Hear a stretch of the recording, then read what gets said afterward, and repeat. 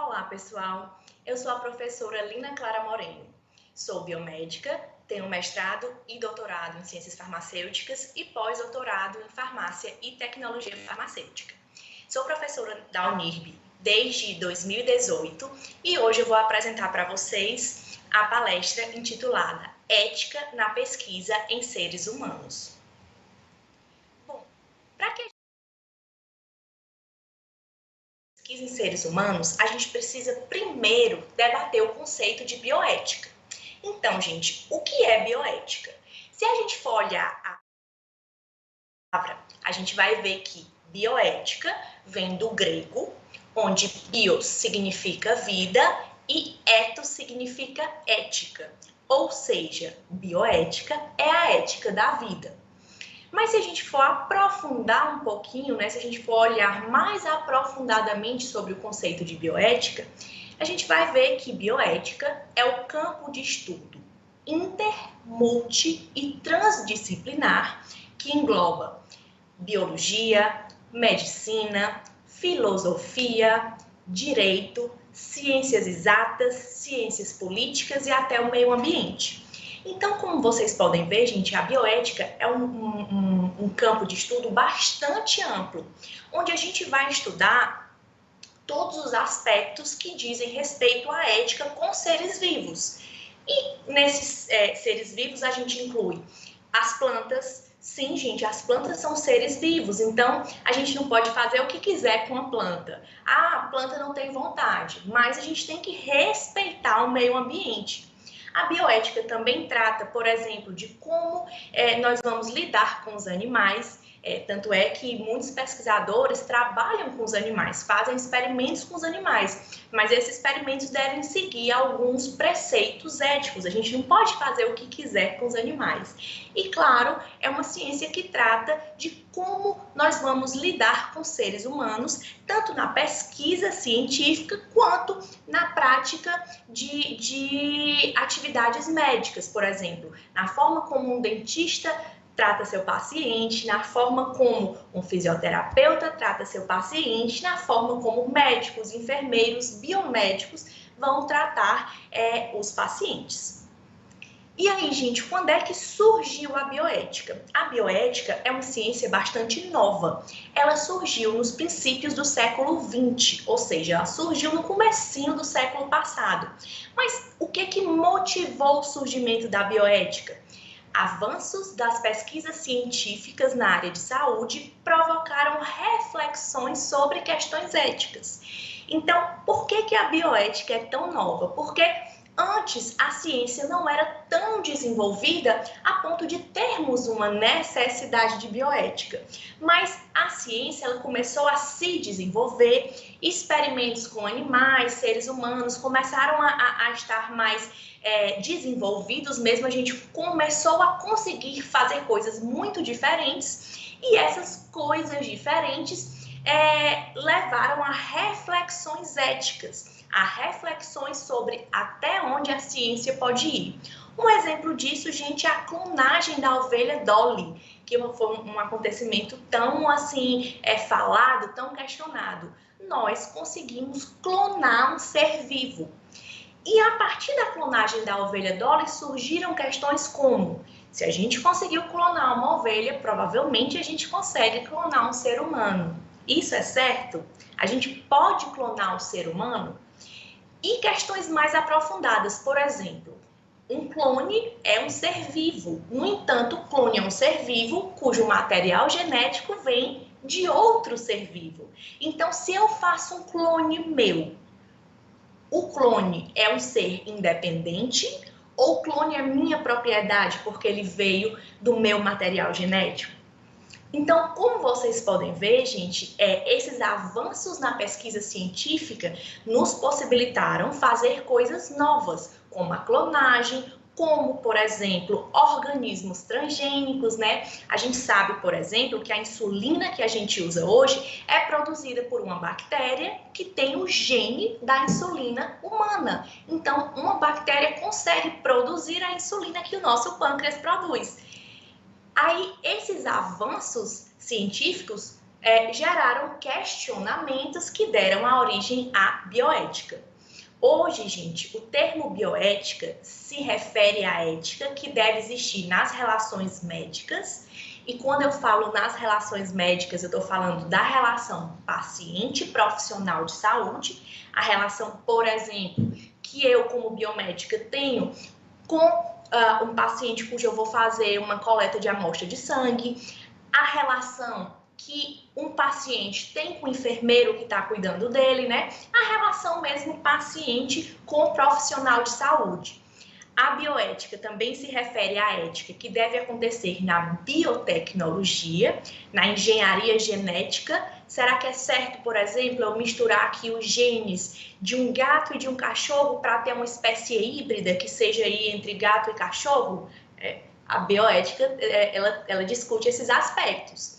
Na embriologia, um dos tópicos muito tratados na embriologia é o seguinte, gente, para que ocorra, por exemplo, uma fertilização in vitro, são coletados vários óvulos de uma mulher, porque esse procedimento é um pouquinho invasivo, então não posso coletar um único óvulo, eu coleto vários óvulos e vários espermatozoides do homem.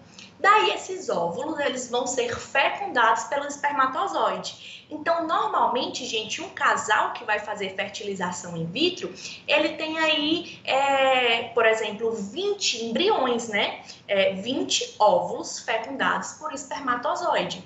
Só que, normalmente, esses óvulos fecundados vão ser implantados no útero da mulher e se implanta no máximo 3, né? Você não vai implantar 4 óvulos fecundados, porque aí a mulher ia ter quadrigêmeos, ia ser uma gravidez de risco. Normalmente se implantam 3. Por quê? Porque pode ter uma perda aí nesse processo. Pode ser que dos 3 óvulos fecundados, a mulher perca 1 ou 2, então normalmente se implanta 3. Só que vocês pensam, se foram coletados 20 óvulos, foram fecundados com 20 espermatozoides, eu só implantei 3, eu vou ter aí 17 embriões sobrando. E o que eu vou fazer com esses embriões que estão sobrando? Eu posso jogar fora, né? Se eu estou jogando fora, de certa forma, eu estou jogando fora um ser vivo. Eu vou manter congelado? Se eu mantiver congelado, os custos são elevados. Quem é que vai pagar os custos desse congelamento? Então, essas questões de embriologia também dizem respeito à bioética. Assim como questões como ecologia, o meio ambiente é sim objeto de estudo da bioética, e tecnociências de uma maneira geral. Mas aí, gente, agora a gente vai aprofundar a bioética nas pesquisas científicas. Como é que surgiu a bioética nas pesquisas científicas? As normas para a execução de pesquisas foram desenvolvidas após a mobilização da comunidade científica diante de atrocidades que ocorreram em estudos realizados com seres humanos. Então, pessoal, infelizmente, essa necessidade da bioética em pesquisas científicas e a necessidade da bioética regulamentar as pesquisas científicas, colocar normas em como as pesquisas científicas devem ocorrer, até onde nós podemos ir nas pesquisas científicas, essa necessidade só surgiu quando a comunidade científica se deparou com experimentos bizarros que aconteceram. Nós vamos tratar desses experimentos. Infelizmente, gente, para que essas normas de como as pesquisas científicas ocorressem fossem instituídas no mundo, muitos experimentos absurdos foram realizados. E hoje a gente vai ver que experimentos são esses. Nesse sentido, gente, o primeiro documento internacional que instituiu normas de como as pesquisas científicas poderiam ocorrer foi o Código de Nuremberg. E o que é esse Código de Nuremberg? O Código de Nuremberg é um documento que foi assinado em 1947 e foi o precursor dos documentos internacionais na normatização da pesquisa em seres humanos. Então, esse Código de Nuremberg, ele foi escrito em 1947, como vocês podem ver, foi um código que veio 2 anos após a Segunda Guerra Mundial. Então, daí a gente já pode imaginar, ele tem alguma coisa a ver com a Segunda Guerra. E realmente ele tem a ver com a Segunda Guerra. E ele foi, gente, o primeiro documento internacional que instituiu normas de como deveria ocorrer a pesquisa científica em seres humanos. E da onde é que veio o Código de Nuremberg? O Código de Nuremberg, gente, é fruto do Tribunal de Nuremberg. E o Tribunal de Nuremberg foi um conjunto de julgamentos que ocorreram após a Segunda Guerra Mundial, e esses julgamentos condenaram 23 pessoas. Dentre essas 23 pessoas, nós tínhamos 20 médicos envolvidos nos experimentos realizados no campo de concentração nazista na Segunda Guerra Mundial. O que foi que aconteceu, gente? Em outras palavras, quando acabou a Segunda Guerra, né, a gente sabe que a Alemanha ela foi derrotada na Segunda Guerra. Os países que lutaram contra a Alemanha, eles tiveram contato com uma realidade absurda. O que era essa realidade absurda? Os alemães pegaram aquelas pessoas que eles consideravam diferentes, né? Que eles consideravam raças inferiores. Quem eram essas pessoas? Principalmente os judeus. Mas fora os judeus, gente, a gente também tinha ciganos, que ciganos são uma etnia, né? Um povo que normalmente os ciganos, gente, eles se originaram da Romênia e eles são nômades, eles vivem se mudando, eles não têm uma casa fixa. Então, tem cigano espalhado pelo mundo todo. E tinham ciganos na Europa. Então, os alemães, eles pegaram aquelas pessoas que eles consideravam uma raça inferior, como os judeus, como os ciganos, como homossexuais, como alguns presos políticos. Então, às vezes, a pessoa até era católica, era alemã, mas era de um partido contrário ao partido de Hitler. Então, os alemães pegaram essas pessoas, colocaram em campos de concentração, fizeram várias coisas, como trabalho escravo. Dentre essas coisas, vários médicos alemães usaram esses judeus, esses ciganos, esses homossexuais como cobaias. Então, os alemães eles achavam que essas pessoas que estavam nos campos de concentração, por serem inferiores, poderiam ser utilizados em experimentos científicos. E aí, quando os países que ganharam a Segunda Guerra se depararam com essa realidade horrível, se instituiu o Tribunal de Nuremberg, que ia julgar esses médicos, esses profissionais que estavam envolvidos nessas pesquisas com seres humanos. E dentre essas pesquisas, né, que infelizmente a gente não pode chamar de pesquisa, eu acho que o nome adequado para isso é um crime. Então, entre os crimes praticados pelos alemães contra judeus, ciganos, homossexuais, a gente encontra o quê, pessoal? A gente encontra a manutenção de vítimas desnudas em temperaturas baixíssimas, em temperatura, gente, de até menos 18 graus Celsius, por um período de mais de 10 horas. Ou a manutenção de vítimas em tanques de água congelada. Por quê? Os médicos alemães, eles queriam saber até quanto um ser humano aguentava, por exemplo, em temperaturas extremas, em temperatura de menos 18, antes de morrer de hipotermia. E eles queriam ver qual eram os sintomas dessa hipotermia. O que ia acontecer com o corpo da pessoa antes dela morrer congelada.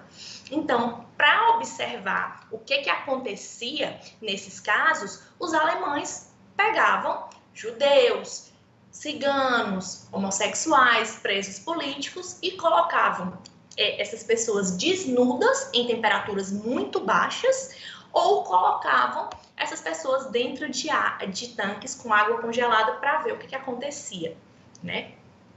Outro experimento absurdo que foi realizado nos campos de concentração nazista foi a infecção de pessoas saudáveis por meio de picadas do mosquito da malária. Então, a pessoa era saudável, não tinha nenhuma doença, e essa pessoa era submetida a uma picada do mosquito da malária para que ela desenvolvesse malária, e os cientistas estudassem o que aconteceria com essas pessoas, ou a injeção de bactérias. Os cientistas injetavam no corpo dos participantes da pesquisa bactérias principalmente causadoras da febre tifoide, que antigamente era chamada de tifo, ou bactérias causadoras da tuberculose. Eles injetavam bacilo de Koch, nesses participantes da pesquisa, e viam o que acontecia com uma pessoa que havia sido infectada pela bactéria causadora da febre tifoide, e o que aconteceria com a pessoa que tinha sido infectada com o bacilo de Koch, qual forma de tuberculose essa pessoa desenvolveria. Só, gente, que eles não faziam isso para estudar o tratamento. Primeiro, que é um absurdo você contaminar uma pessoa saudável. Depois, gente, que eles não faziam isso para estudar o tratamento, eles só queriam ver a evolução da doença. Outra prática realizada nesses campos de concentração era a submissão de vítimas à inalação de gás mostarda.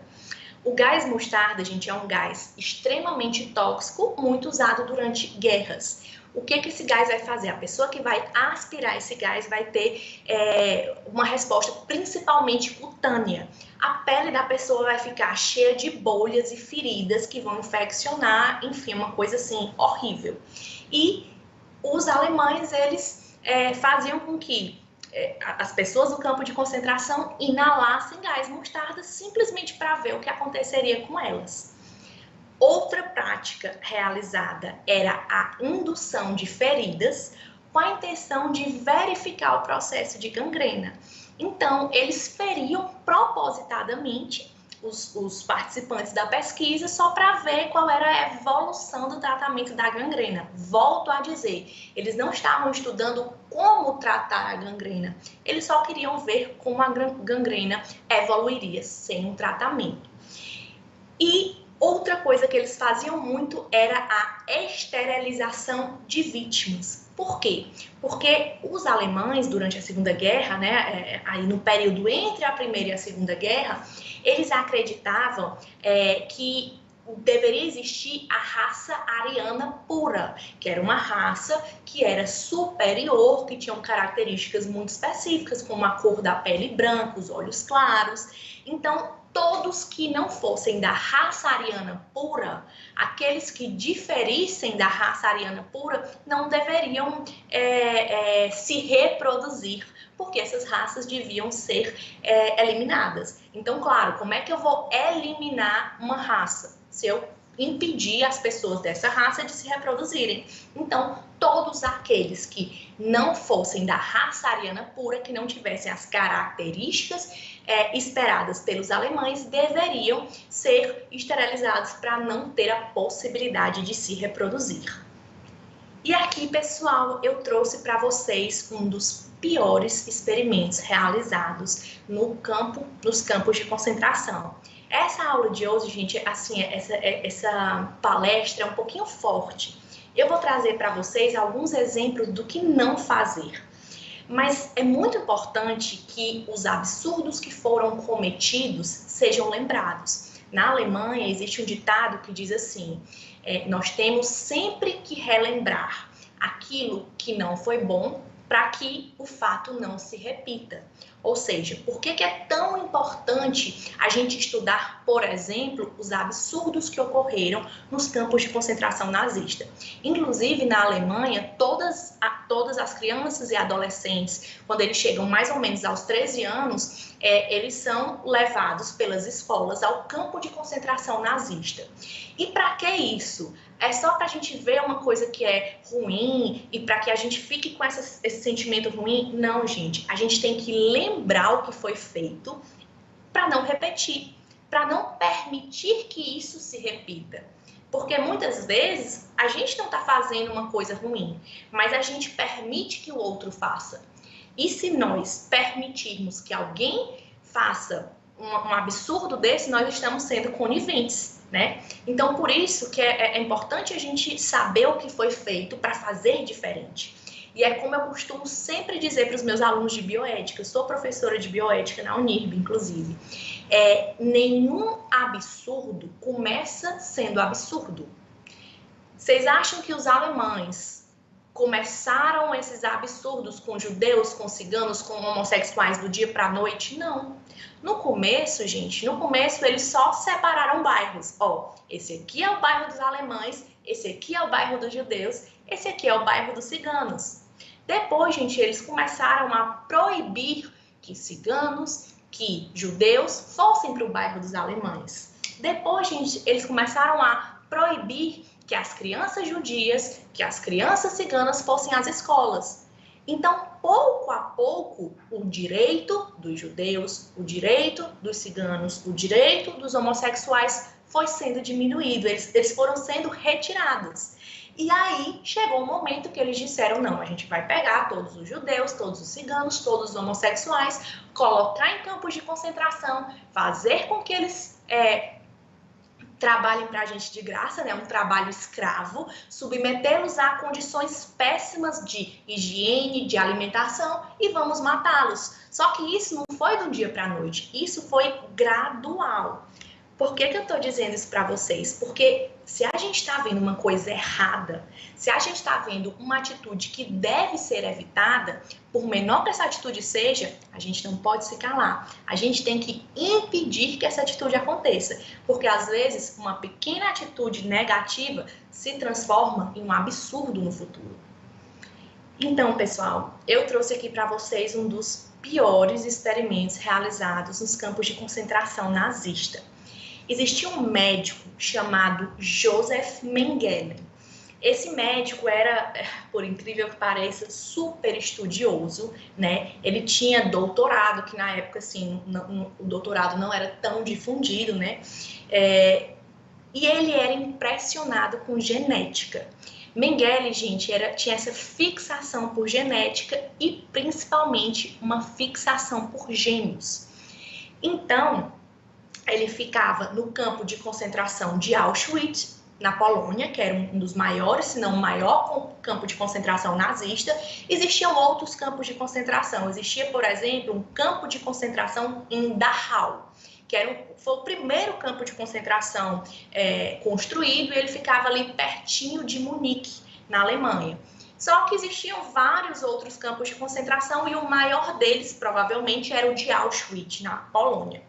Então, Mengele ficava nesse campo de concentração em Auschwitz e ele recebia gêmeos para fazer experimentos, para experimentar com esses gêmeos. E chegou uma época que Mengele teve até 720 gêmeos aí para serem objetos de experimentação científica. Então, o que Mengele fazia com esses gêmeos? Ele fazia experimentos desde os mais simples até os mais absurdos. Por exemplo, Josef Mengele extraía amostras de sangue de gêmeos e injetava no outro irmão para ver o que aconteceria. Para ver, por exemplo, se esse sangue de um irmão ia causar algum efeito no outro irmão. Mengele também costumava injetar tinta nos olhos dos gêmeos para alterar a pigmentação da íris. Então, por exemplo, vamos supor, eu tenho a íris castanho escuro. Então, Mengele ia lá e ia injetar uma pigmentação azul para ver se esse pigmento azul deixava minha íris azul. Só, gente, que vocês imaginam, injetar tinta no olho de alguém é uma prática extremamente invasiva. Então, o que isso causava? Essa prática de injetar um pigmento no olho, muitas vezes ocasionava infecção imediata. Claro, você está botando um corpo estranho no olho, ou cegueira. Então, muitas vezes, eles cegavam os pacientes, né? Os pacientes não, os objetos de experimentação.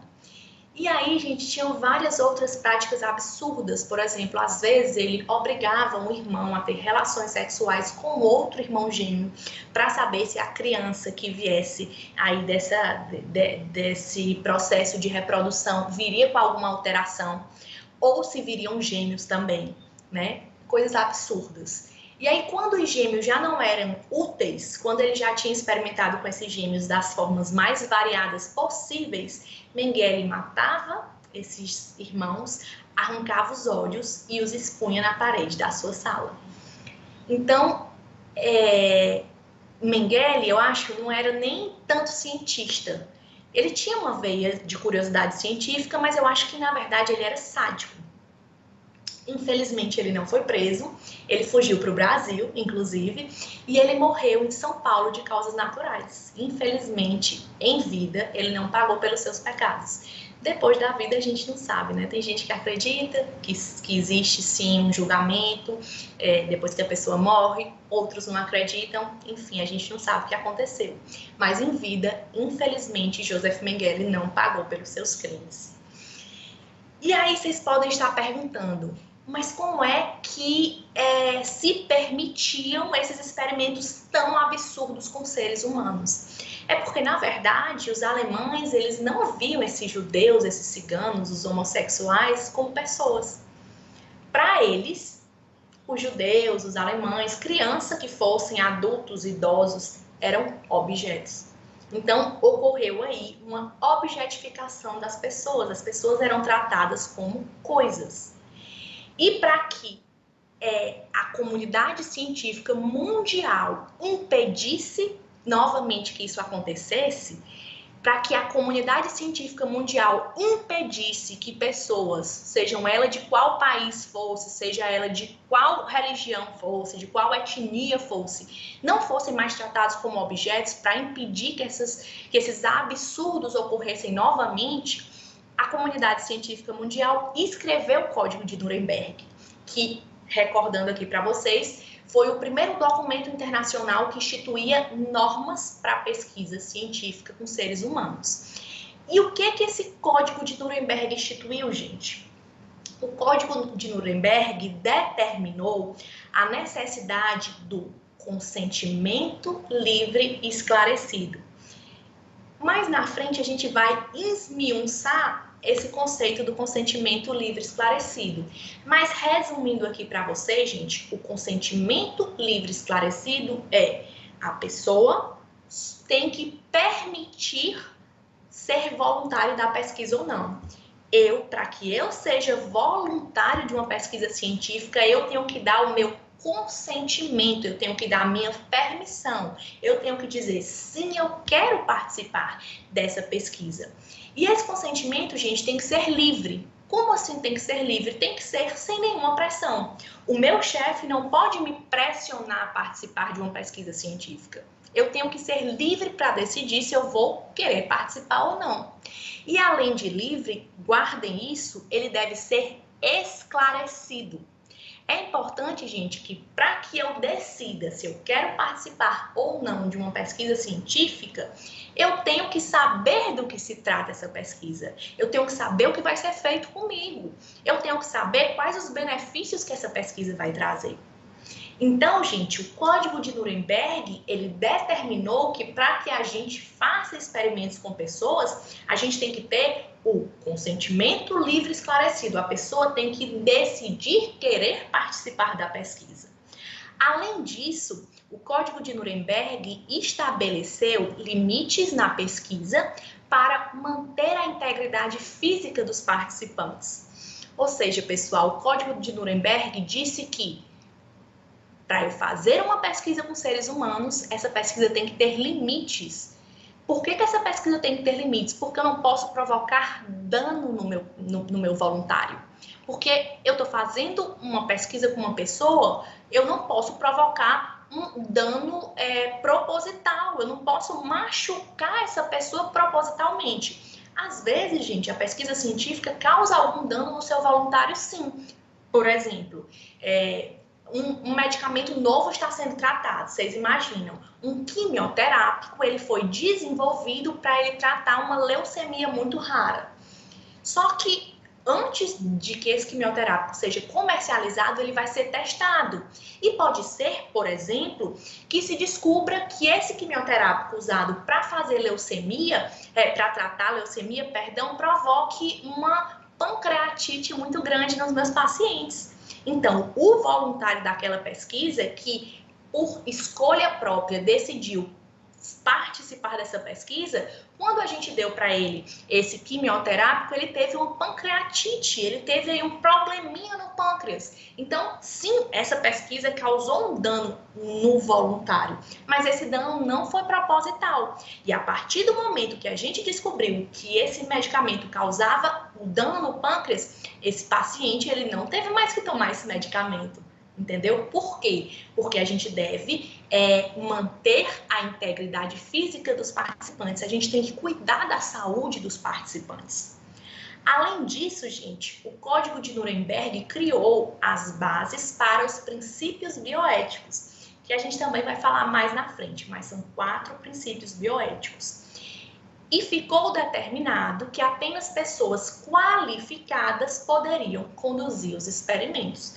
Então, para que eu conduza um experimento científico, eu tenho que ter conhecimento, eu tenho que ter o conhecimento necessário para que aquele experimento seja realizado. Então, gente, o Código de Nuremberg, ele foi tão importante porque ele foi o princípio da bioética realmente. Foi ele, gente, que estabeleceu quais são as normas mais importantes para que uma pesquisa científica feita com os humanos pudesse acontecer. Como é que eu vou manter a segurança dos voluntários daquela pesquisa? Principalmente com o consentimento livre e esclarecido e seguindo os princípios bioéticos que buscam aí proteger o voluntário da minha pesquisa. Então, gente, esmiuçando aqui, o que é o consentimento livre esclarecido? O consentimento livre esclarecido é a anuência, ou seja, a permissão do participante da pesquisa e ou seu representante legal. Por quê? Se quem vai ser voluntário da pesquisa é um adulto, quem tem que dar a anuência, quem tem que dar a permissão é ele. Mas vamos supor que o voluntário da pesquisa seja uma criança. Se eu estou fazendo uma pesquisa científica com criança, a criança não tem ainda o conhecimento, né? Não é nem o conhecimento necessário, a noção do que deve ser feito ou não, né? Às vezes, a criança ela não entende direito. Então, quem tem que dar a permissão é seu representante legal. Se eu vou fazer um experimento, vamos supor, eu quero fazer no meu TCC um experimento chamado da incidência de parasitose em crianças de 2 a 5 anos. Então, eu vou precisar pedir a anuência, ou seja, a permissão do pai dessas crianças para que essas crianças elas entrem na minha pesquisa científica. Ah, mas eu vou precisar só de uma amostra de fezes dessas crianças. Eu não vou fazer nada com essas crianças, eu não vou tirar sangue dessas crianças, eu não vou dar um medicamento para essas crianças, mas mesmo assim, essa amostra de fezes é de propriedade da criança. Então, para fazer esse experimento, eu preciso da anuência dos pais da criança ou do seu representante legal, né? A mesma coisa, gente, se eu for fazer um experimento com idosos que já estejam aí em processo de demência, quem tem que decidir se o idoso ele pode participar ou não da pesquisa é o seu representante legal, é o seu tutor, né? O tutor pode ser um filho, pode ser um sobrinho, mas é aquela pessoa que vai responder legalmente pelo idoso com demência. Ou se eu estou participando, se eu estou fazendo um experimento com uma pessoa que tem alguma, seja especial, né? Tem aí alguma alteração, por exemplo, um retardo mental, ou às vezes com pacientes que são acamados, que não conseguem se comunicar. Se o paciente, por exemplo, está em coma, se o paciente ele está impossibilitado de comunicação e eu quero que ele seja voluntário da minha pesquisa, eu tenho que ter a anuência, ou seja, a permissão do representante legal daquela pessoa, né? E é importante, gente, que essa anuência, essa permissão seja livre de vícios, dependência, subordinação ou intimidação. Como assim? É importante que a pessoa que vai ser o voluntário da pesquisa, ela dê a sua permissão para participar da pesquisa sem nenhuma forma de intimidação, sem nenhuma forma de constrangimento. Como assim? Vamos supor, eu sou dono de uma indústria farmacêutica e eu estou testando uma vacina nova e eu preciso de voluntários para a vacina. Eu posso obrigar os meus funcionários a serem voluntários dessa pesquisa? Não, eu não posso. Eu não posso usar o meu cargo como dono da empresa para pressionar que meus funcionários sejam voluntários dessa pesquisa, porque aí eles não vão ter o consentimento livre, né? Eles não vão ser livres para tomar escolhas, eles estão ali pressionados para participar da pesquisa. Isso não pode acontecer. Essa permissão, gente, tem que ser completamente livre. E além de livre, prestem atenção nisso aqui, porque lá na frente eu vou mostrar um experimento que não teve esse consentimento livre esclarecido e vocês vão entender. Além de livre, esse consentimento deve ser esclarecido. Como assim? Essa permissão, gente, ela só pode ser concedida após um esclarecimento completo sobre a natureza da pesquisa. Então, o voluntário dessa pesquisa tem que entender como é que vai ser feita essa pesquisa, seus objetivos, qual é a finalidade dessa pesquisa, métodos, benefícios previstos, potenciais riscos e incômodo que esta pesquisa possa acarretar. Então, gente, esse consentimento livre e esclarecido, ele só pode ser feito depois que o voluntário da minha pesquisa saiba exatamente do que se trata a pesquisa, o que o pesquisador está fazendo, para que aquela pesquisa vai servir, quais são os benefícios previstos e, às vezes, gente, o benefício nem é direto para o voluntário da pesquisa. Vamos supor, eu posso, gente, ser voluntária de pesquisas realizadas para o tratamento de um medicamento novo que vai tratar Alzheimer, né? Por quê, gente? Porque quando eu estou desenvolvendo um medicamento, eu vou primeiro testar em células, né? Depois eu testo em animais, que são os estudos in vivo. Os estudos em células são chamados estudos in vitro, ou seja, no vidro, né? Os estudos em animal são chamados estudos in vivo, ou seja, em um corpo vivo. E depois que eu testo em células, que eu testo em animais, eu vou testar em humanos. Mas eu não posso, gente, testar um medicamento novo diretamente no humano. Diretamente no humano, claro que eu não posso. Primeiro eu tenho que testar em animais, né? Depois eu vou testar em humanos. Mas não posso testar um medicamento novo diretamente numa pessoa doente. Por quê? Porque a pessoa doente, ela é mais frágil. Eu não posso pegar um medicamento para Alzheimer e testar direto lá na avózinha com Alzheimer, porque o corpinho da avózinha, ele é mais frágil. Então, se aquele medicamento tiver alguma toxicidade, a avózinha com Alzheimer vai sentir essa toxicidade muito forte. Então, quando eu vou para os estudos clínicos, que são os estudos em humanos, esses medicamentos são primeiro testados em voluntários saudáveis. Primeiro eu vou testar na pessoa que não tem doença, que é a fase 1 do estudo clínico. Essas pessoas, essa fase 1 do estudo clínico é para ver se a medicação não tem uma toxicidade, porque vocês imaginam, o medicamento para Alzheimer é ótimo, melhora a memória, mas o medicamento para Alzheimer destrói o fígado do paciente e esse paciente vai morrer aí de uma esteatose hepática. Então, eu não vou administrar esse medicamento, né? Essa fase 1, gente, em voluntários saudáveis, ela é justamente para eu ver se esse medicamento não tem nenhuma toxicidade. Se eu vi que esse medicamento não tem toxicidade, eu passo para a fase 2. O que é a fase 2?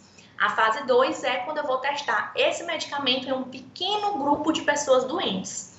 Se eu vi que esse pequeno grupo de pessoas doentes, o medicamento não apresentou toxicidade, o medicamento foi eficaz, eu vou para a fase 3, que é quando eu vou testar em um grande grupo de pessoas doentes. Normalmente eu testo em pessoas doentes de diferentes países para ver o efeito desse medicamento. E se esse medicamento ele for aprovado na fase 3, ele vai para a fase 4, que é a farmacovigilância. O que é a farmacovigilância? É quando o medicamento já é comercializado, mas mesmo assim a gente deve observar se ele não tem algum efeito tóxico, algum efeito indesejado, né? Mas por que eu estou explicando essa fase, essas 4 fases da pesquisa clínica para vocês? Porque, vamos supor, eu posso ser a voluntária da fase 1 de um medicamento para Alzheimer, né? Esse benefício, ele não vem para mim, porque eu não tenho Alzheimer. Esse benefício direto pode não vir para minha mãe, porque minha mãe não tem Alzheimer, para o meu filho, porque meu filho não vai ter Alzheimer, mas esse benefício vai ser gerado para a comunidade onde eu estou inserido. Vocês imaginam? Pode ser que eu não tenha Alzheimer e ninguém da minha família tenha Alzheimer, mas eu estou trazendo um benefício para a sociedade, para aquelas pessoas que têm ou que possam ter Alzheimer. É importante que o paciente ele conheça esse benefício. Assim, gente, como é muito importante que o paciente ele entenda quais são os potenciais riscos dessa pesquisa que vai ser feita com ele. Vamos supor, eu sou aqui voluntária da fase 1 do medicamento para Alzheimer.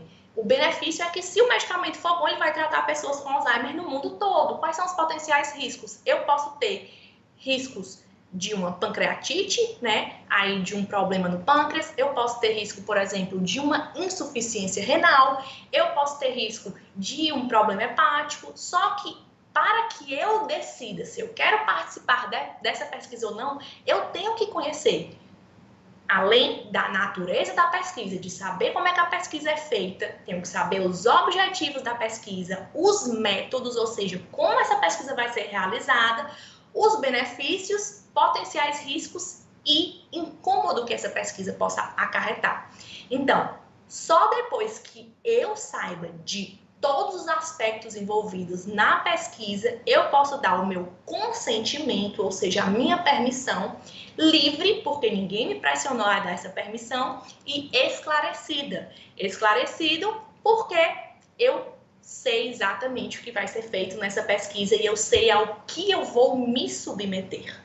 Então, gente, o Código de Nuremberg, ele instituiu a necessidade de que toda vez que se fizesse uma pesquisa em humano, esse humano assine o consentimento, ou seja, a permissão livre e esclarecido. E aí existe um termo chamado termo de consentimento livre e esclarecido, que para que um voluntário da pesquisa, ele seja voluntário, ele possa participar daquela pesquisa, ele tem que assinar esse termo de consentimento livre e esclarecido.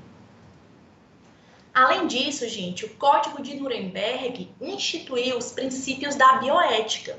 Quais são esses princípios da bioética? São 4 princípios, como eu estava dizendo para vocês. E esses princípios, eles servem tanto para a pesquisa científica, quanto para a relação profissional de saúde e paciente. Ele deve ser levado em conta tanto para pesquisadores, quanto para você que é profissional de saúde que vai tratar do seu paciente. Quais são esses princípios, gente? O primeiro é a não maleficência. Como assim não maleficência? Esse princípio, ele é relativo ao profissional de saúde e ao pesquisador. E ele quer dizer que a gente não deve causar dano no voluntário da pesquisa ou no nosso paciente. Se eu imaginar que aquele meu experimento está causando um dano, eu devo evitá-lo. Por quê? Porque é muito importante que a gente procure não causar nenhum dano naquela pessoa que está ali de voluntária na nossa pesquisa. O segundo princípio, gente, é o princípio da beneficência. E esse princípio também é relativo ao profissional de saúde ou pesquisador. E ele diz que a gente deve fazer o bem. Então, como assim, gente? Antes de eu imaginar uma pesquisa científica, vamos supor, eu sou fisioterapeuta e eu vou fazer um mestrado em fisioterapia. E o meu mestrado, ele tem que ter aí uma pesquisa, né? Ou então um TCC, eu vou fazer meu TCC. Antes de fazer o projeto de pesquisa, eu tenho que pensar, esse experimento que eu estou fazendo vai trazer algum benefício para alguém? Ele é uma curiosidade pela curiosidade ou ele vai ser benéfico, ele vai trazer algum benefício. Por quê? Porque a pesquisa científica, assim como as práticas médicas, elas só devem ocorrer se ela trouxer algum benefício. O terceiro princípio, gente, e esse princípio é muito importante, é o princípio da autonomia. E o princípio da autonomia, ele é relativo ao paciente ou voluntário da pesquisa. E o que é que diz esse princípio, gente? Que o paciente ou voluntário da pesquisa, ele tem capacidade de tomar suas próprias decisões. Então, o voluntário da pesquisa, ele tem autonomia para dizer se quer participar ou não daquela pesquisa. Um exemplo, gente, do princípio de autonomia é quando, por exemplo, eu, Lina Clara, sofro um acidente, eu perco muito sangue e eu preciso receber sangue. Só que eu sou de uma religião que não permite que o paciente receba sangue. Ele acha que transfusões de sangue são inadequadas. Então, se eu estiver nas minhas plenas capacidades mentais, se eu tiver em condições de responder por mim, eu posso decidir não tomar transfusão de sangue. Por quê? Porque eu tenho autonomia de tomar as minhas próprias decisões. E aí, gente, é nesse princípio da autonomia que se baseia a necessidade do consentimento livre e esclarecido, porque a pessoa ela pode decidir se quer participar da pesquisa ou não. A pessoa ela tem autonomia de tomar suas próprias decisões. E o último princípio da bioética é o princípio da justiça. E esse princípio ele diz respeito a toda a sociedade. Por quê? Porque o princípio da justiça diz que é necessário que haja uma distribuição justa, equitativa e universal dos serviços de saúde. Então, todos têm os mesmos direitos à atenção na saúde, a receber serviços de saúde. E aí, gente, como eu disse para vocês, o Código de Nuremberg foi o primeiro documento internacional que instituiu as normas de como a pesquisa científica com seres humanos deveria ser conduzida. Só que, como eu disse para vocês, gente, por que a bioética surgiu? Porque a ciência ela foi avançando. E aí, a ciência ela continuou avançando. Então, vocês imaginam que o Código de Nuremberg ficou defasado. Por quê? Porque ele foi escrito em 1947. Então, depois de 1947, novos avanços científicos foram surgindo e novidades foram aparecendo. Então, se exigiu que novas normas fossem escritas para que as normas em bioética elas seguissem o avanço científico, elas acompanhassem esses avanços científicos. Nesse sentido, gente, outro marco na condução de pesquisas clínicas, ou seja, na condução de pesquisa com seres humanos, é a Declaração de Helsinki. E essa Declaração de Helsinki foi escrita pela Associação Médica Mundial em 1964. Só, gente, que depois de 1964, antes, para eu dizer para vocês, o que essa Declaração de Helsinki fez? Essa Declaração de Helsinki complementou as normas já determinadas no Código de Nuremberg. Então, essa Declaração de Helsinki, ela só funcionou não, né? Assim, pobre, mas assim, ela funcionou para complementar aquelas normas que já haviam sido instituídas no Código de Nuremberg. Só, gente, que essa Declaração de Helsinki também precisou ser atualizada.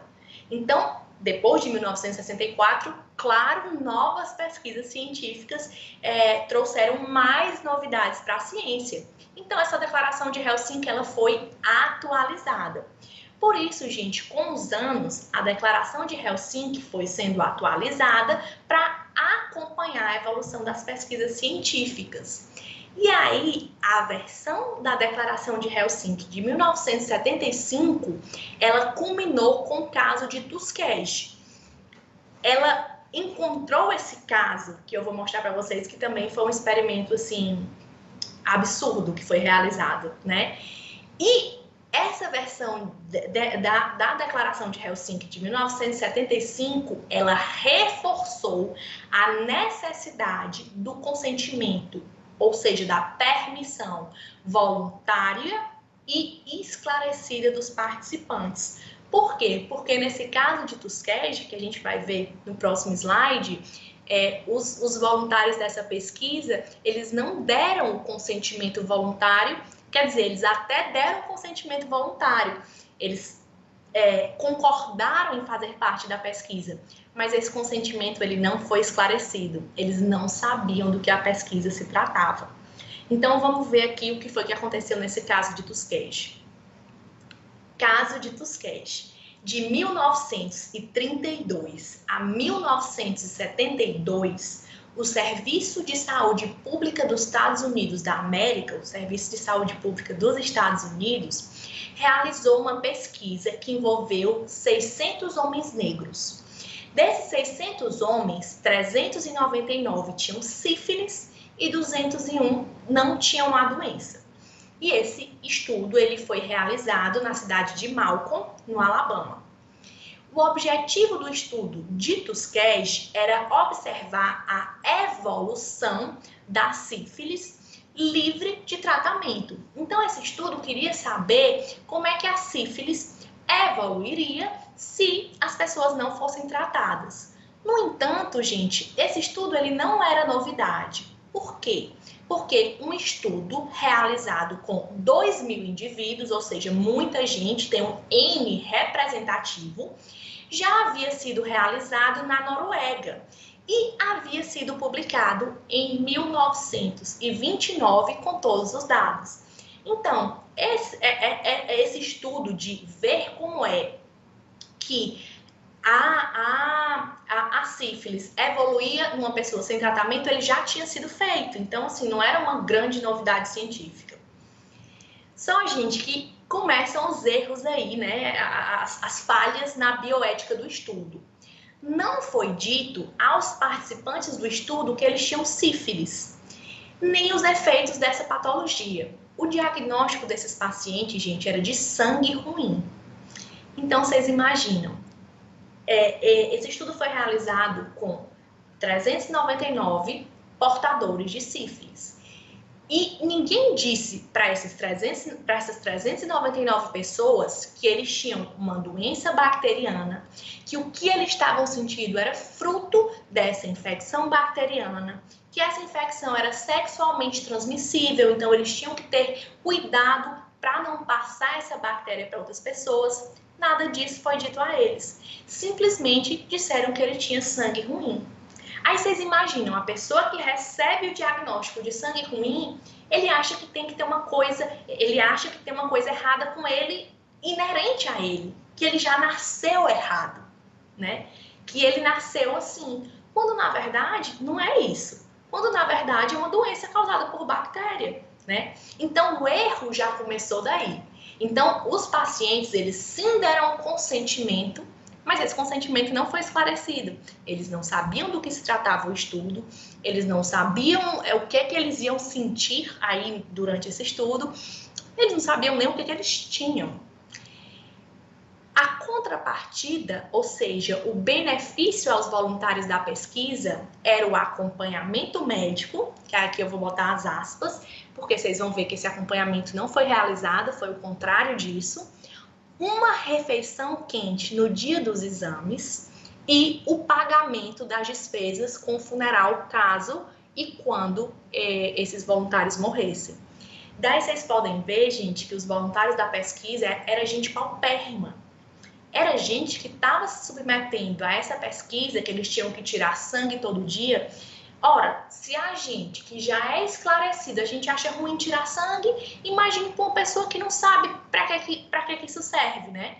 Então, eles se submeteram a esses experimentos simplesmente, gente, por um acompanhamento médico que não aconteceu, por uma refeição quente no dia dos exames, então um prato de comida no dia dos exames e o pagamento do funeral quando eles falecessem.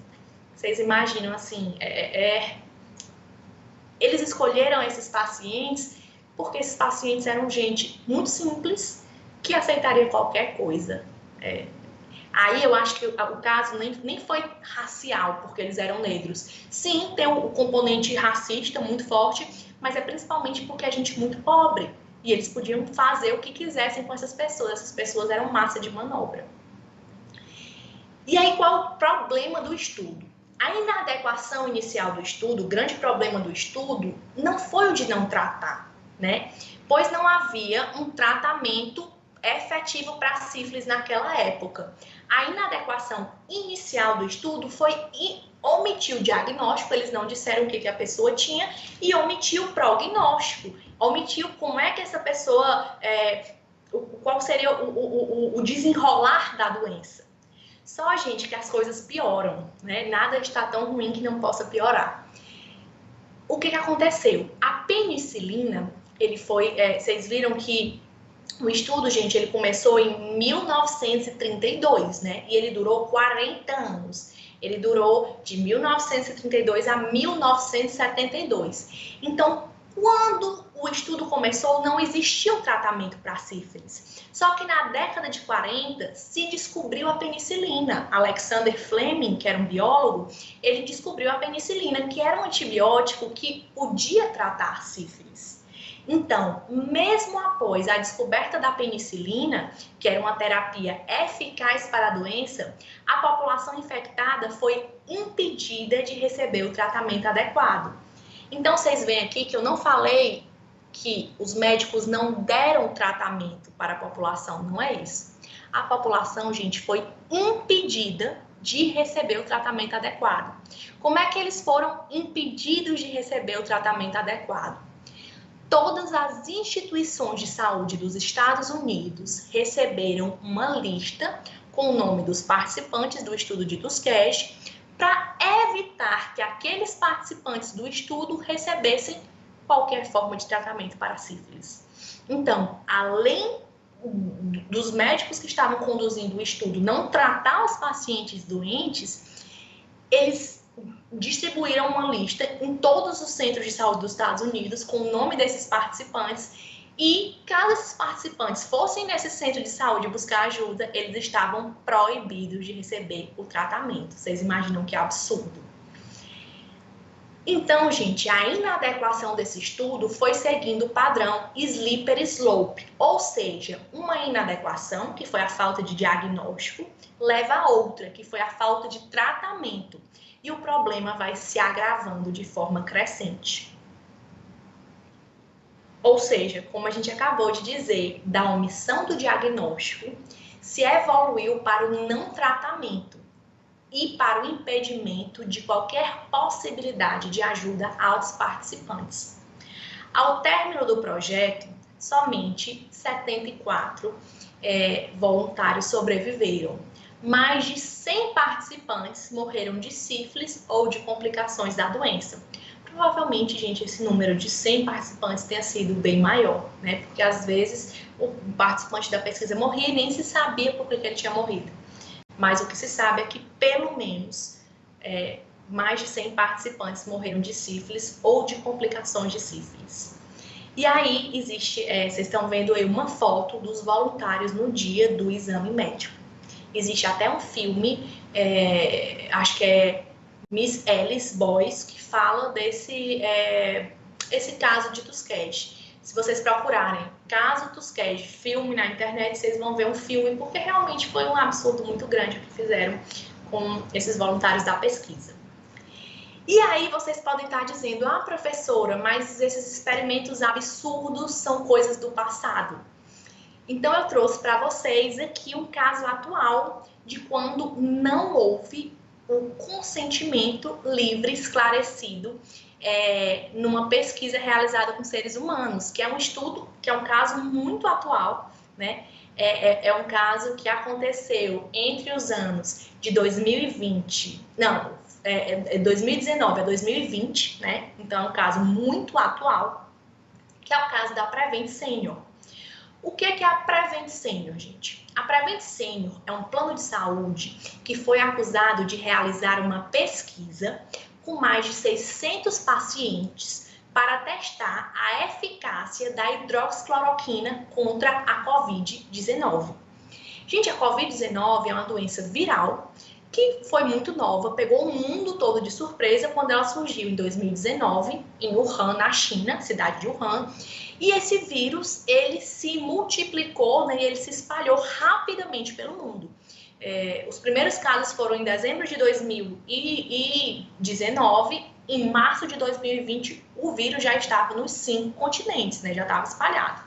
Só que como ele era um vírus novo, não se sabia ainda, ele não tinha um tratamento para o vírus, para matar o vírus conhecido. Então, se testou várias coisas, entre elas a hidroxicloroquina. Só, gente, que todos esses medicamentos estavam em fase de teste, estavam sendo testados. Nenhum deles já era comprovado ser eficaz e seguro em seres humanos. Eles estavam sendo testados. E aí, gente, o que aconteceu? Os médicos da operadora fizeram uma denúncia, né? Onde eles afirmavam que eles foram obrigados a prescrever os tratamentos experimentais sem o consentimento dos participantes da pesquisa. Como vocês sabem, gente, todo esse protocolo da hidroxicloroquina, da ivermectina, da azitromicina, ele estava sendo testado.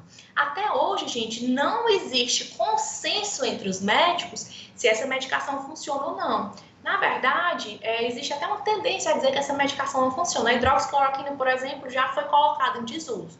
Só que assim, vocês imaginam, 2019, foi 2020 e 2021, gente.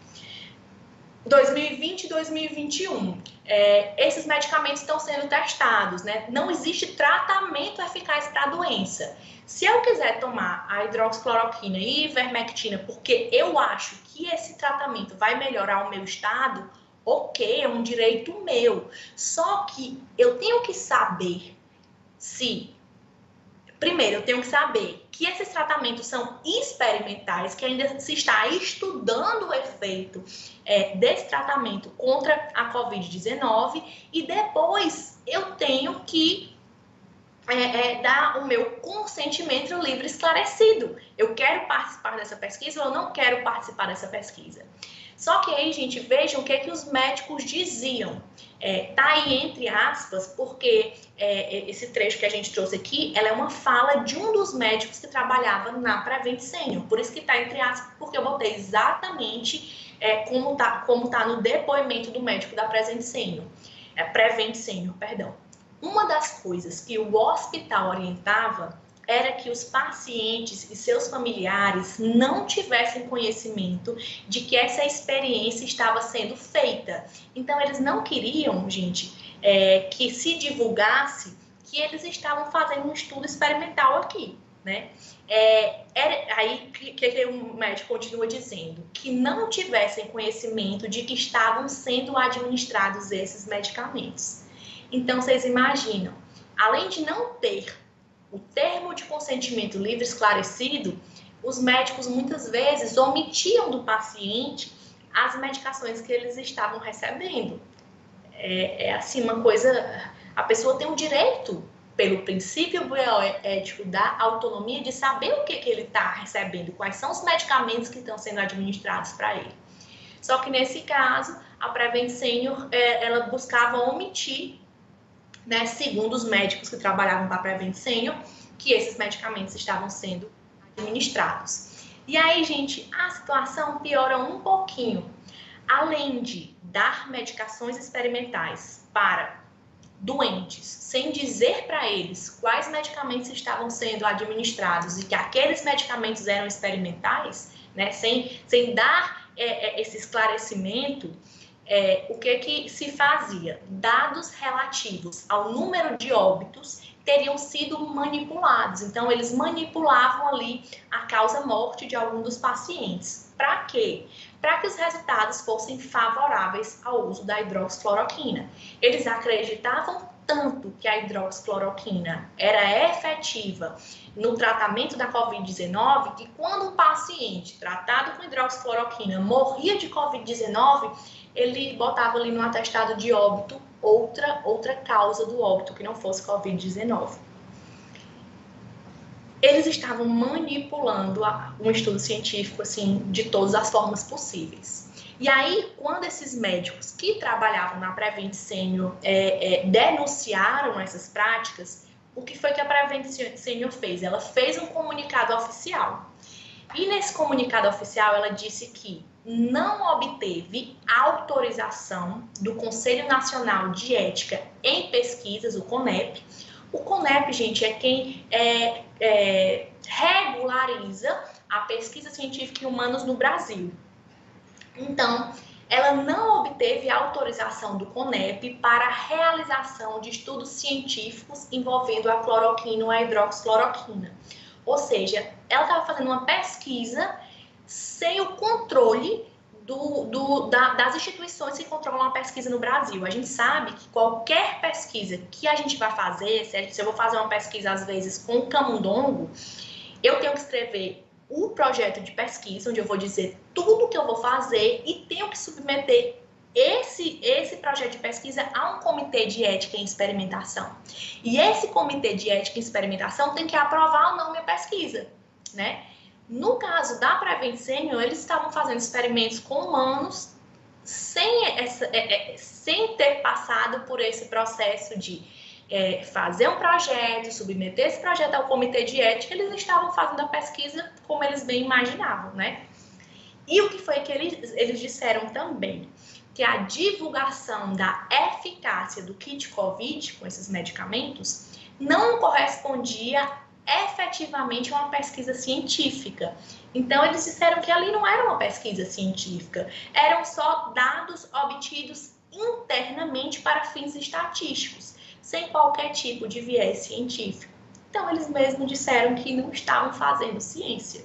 Só que eles estavam, sim, fazendo pacientes de cobaia e, o pior de tudo, sem que esses pacientes ou seus familiares soubessem. É muito forte, né? Porque, vejam bem, eu não estou aqui dizendo a hidroxicloroquina funciona, a ivermectina funciona, a azitromicina funciona. Não estou falando isso.